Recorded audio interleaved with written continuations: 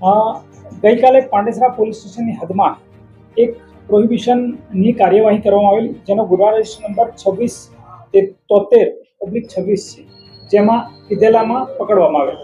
સદર ઈસમનું નામ છે પૂછતા તેણે રણજીત શેખર પટેલ જણાવેલું, પરંતુ બાદમાં તપાસ કરતા તેનું નામ રણજીત ચંદ્રશેખર ગીરી નીકળેલું, જેઓ મૂળ ઉત્તર પ્રદેશના રહેવાના હોવાનું જણાવે, જેમના પિતાજી ચેન્નઈ ખાતે જતા રહેલ છે, જેના પાલન પોષણ અત્યારે એમના કાકા કરી રહ્યા છે. રાત્રે 12:30 વાગે તેમને સિવિલ હોસ્પિટલમાં મેડિકલ ચકાસણી માટે લઈ જતા શરૂ કરતા બૂમ પાડતા તેઓ લોકઅપમાંથી બહાર આવેલા અને તરત જ ચક્કર થઈ બેભાન થઈ પડી ગયેલા. તરત જ પોલીસે પણ CPR આપવાનો પ્રયત્ન કરેલ, 108ને કોલ કરતા સમયસર 108 આવી ગયેલ અને પ્રાથમિક સારવાર આપવાનો પ્રયત્ન કરેલ, પરંતુ સ્થિતિ ન સુધરતા તેમણે 108ના માધ્યમથી સિવિલ હોસ્પિટલમાં શિફ્ટ કરવામાં આવ્યા.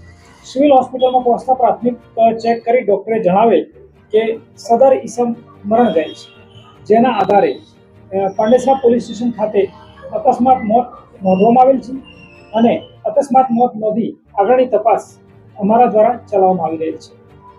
જી સર, અગાઉ પણ એના ઘરે તબિયત લથડી હતી, એવા પણ સમાચાર સામે આવ્યા. જી, મજકૂરના સગાવાલા એની માં, એના કાકા અને એની બહેનને બોલાવતા પૂછપરછ કરતા 2-3 દિવસ પહેલા તેને પોતાને ખેંચ આવેલી તેવું તેના મધરે જણાવેલ અને એના મધરે સિવિલ હોસ્પિટલમાં સારવાર લેવા માટે પણ જણાવેલ, પરંતુ મરણ જનાર ના પાડેલ, જેથી તેઓ સારવાર લઈ શકેલા નહીં અને ખેંચ આવવાના કારણે તેને આ તકલીફ થયેલ હોવાનું પ્રાથમિક રીતે ખ્યાલમાં આવે છે અને અત્યારે એની પેનલ ડૉક્ટરથી PM કરાવવાની તજવીજ ચાલુ છે. શું કામ કરતું?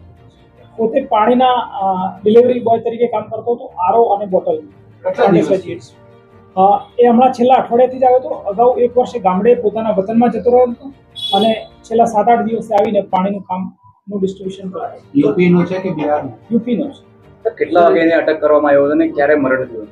જી, એને ગઈકાલે સાંજે પંચનામું પૂરું કર્યા પછી સાંજે 7 વાગે અટક કરવામાં આવેલો અને તેની તબિયત 12:30 વાગે લથડી હતી, જેને હોસ્પિટલમાં લાવતા અંદાજિત 1:15 વાગે તેનું મરણ જાહેર થયેલ ડૉક્ટર દ્વારા. હા, કસ્ટોડિયલ ડેથ છે. સર, પોલીસે આની ધરપકડ કરી ત્યારે કે નશાની હાલતમાં હતો? હા, પોલીસે પીધેલાનો કેસ કરેલ છે અને પોતે પીધેલી હાલતમાં હતો.